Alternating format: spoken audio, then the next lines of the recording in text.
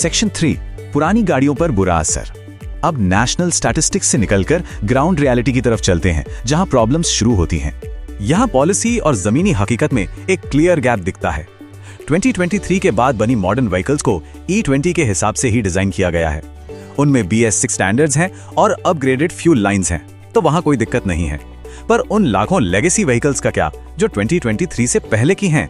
उन BS3 और BS4 engine वाली गाड़ियों में रबर पार्ट्स खराब होने का, इथेनॉल द्वारा मॉइस्चर एब्जॉर्ब करने का और ओवरऑल इंजन एफिशिएंसी गिरने का एक बहुत बड़ा रिस्क मौजूद है।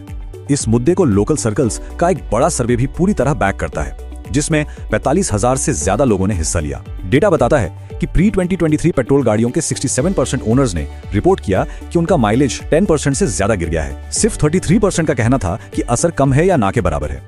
यह क्लियर नंबर्स दिखाते हैं कि ग्राउंड लेवल पर माइलेज ड्रॉप होने की जो शिकायत है वो सच में काफी परसिस्टेंट है।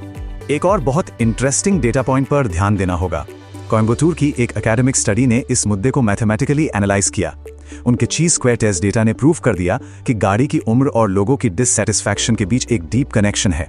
31 में से 26 legacy vehicle owners E20 fuel से स्ट्रांगली डिससैटिस्फाइड मिले। ये क्लियर दिखाता है कि सिस्टम और कंज्यूमर्स के बीच एक ट्रस्ट डेफिसिट बन रहा है। अब इस प्रॉब्लम के पीछे की साइंस को समझिए, जिसे हम एफिशिएंसी टैक्स भी कह सकते हैं। जैसा कि शुरू में देखा था, इथेनॉल की एनर्जी डेंसिटी लगभग 24 मेगाजूल्स पर लीटर होती है, जबकि प्योर पेट्रोल की 34 होती है। ये बिल्कुल वैसा ही है जैसे कोई लाइट डाइट स्नैक खाने के बाद जल्दी भूख लग जाना। E20 ब्लेंड में करीब 30% कम इनहेरेंट एनर्जी होती है, तो जब फ्यूल पंप पर सेम प्राइस देकर कम एनर्जी वाला फ्यूल मिलता है तो नेचुरली पुरानी गाड़ियों को ज्यादा फ्यूल बर्न करना पड़ता है और ऑटोमेटिकली माइलेज कम हो जाता है।